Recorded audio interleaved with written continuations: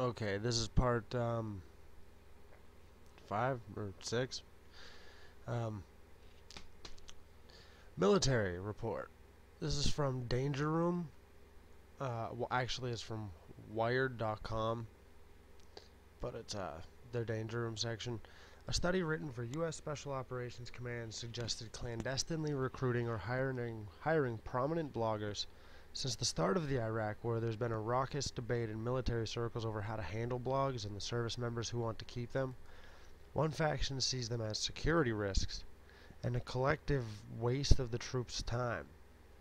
The other, which includes top officers like General David Petraeus and Lieutenant General William Caldwell, consider blogs to be a valuable source of info and a way for ordinary troops to shape opinions, both at home and abroad.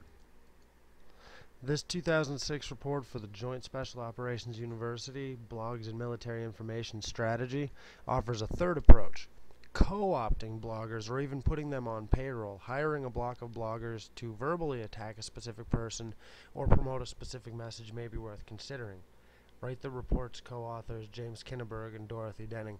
Much like what we're seeing happen to the widespread panning of July 4 Patriot, you see the media making joke stories about the people that shaved their head in support of him and things like that, or how everyone at once will attack. I've noticed everyone that's against Alex Jones says the same things to discredit him.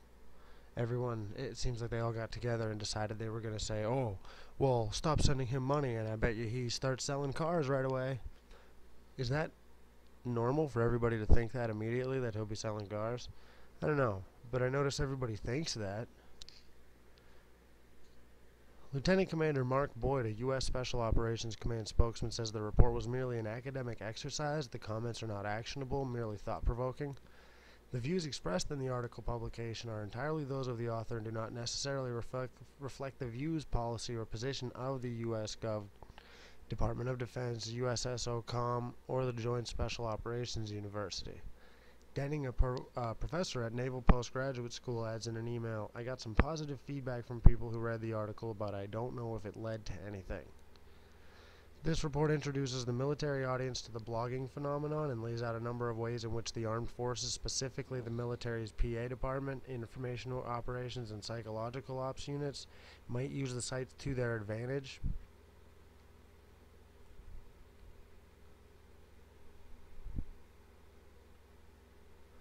Denning, the report's author, has promoted controversial opinions before in the early 90s when she was chair of the Georgetown University's computer science department. Denning emerged as the leading advocate for the so-called Clipper chip, a cryptographic device for protecting communications, until the government wanted to listen in. The project was cancelled by '96, though. In her '06 paper, Denning warns that blogs can and will be used by America's enemies. These sites, she argues, can also be used to serve U.S. government interests.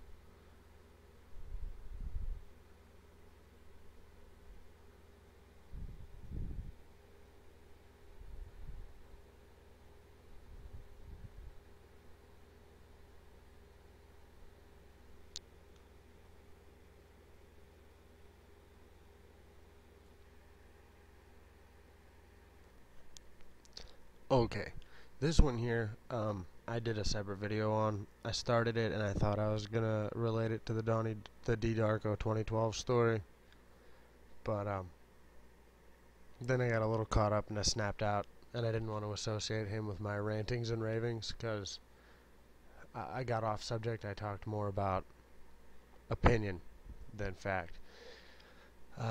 This one being the follow-up. Ralph Peters calls for military killing of war journalists. He doesn't outright say it, but in an excerpt written by him, I'll leave it on still screen so you can read it. He talks about how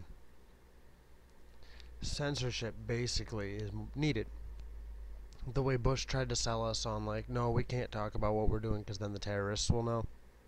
He's taking that a step further and saying that that these people are the killers without guns. People who report on the happenings in the war zones. He's saying that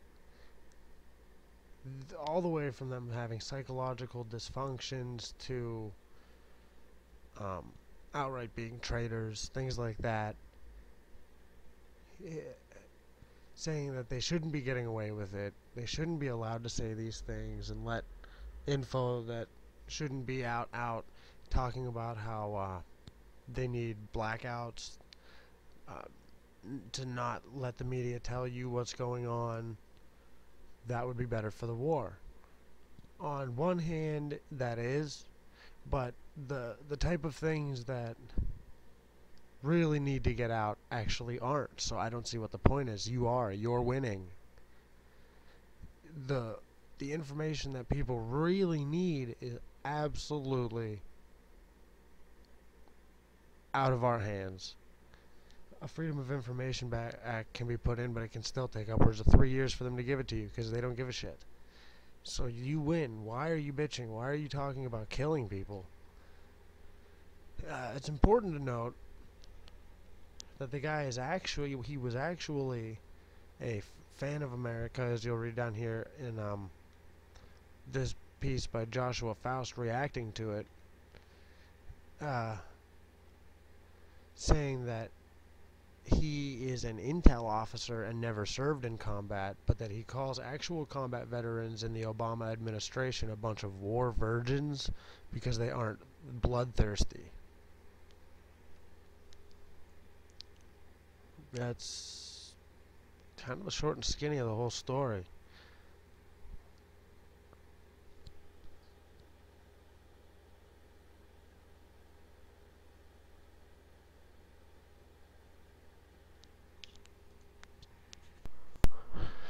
Okay, so here we are. I'm trying to continue, but I'm at INFOWARS.com. All this is the link right there. You can see it for everyone to see and go join up on all that. I have officially been kicked out. I cannot get it to reload. The last few times I tried, this bar here was filling up with retarded shit. It took me to Facebook. It took me to ask.com, telling me that it can't find the website. MySpace something or other. I don't even use MySpace, so that's a joke. Now I'm stuck on a whiteout screen. I can open anything else with it.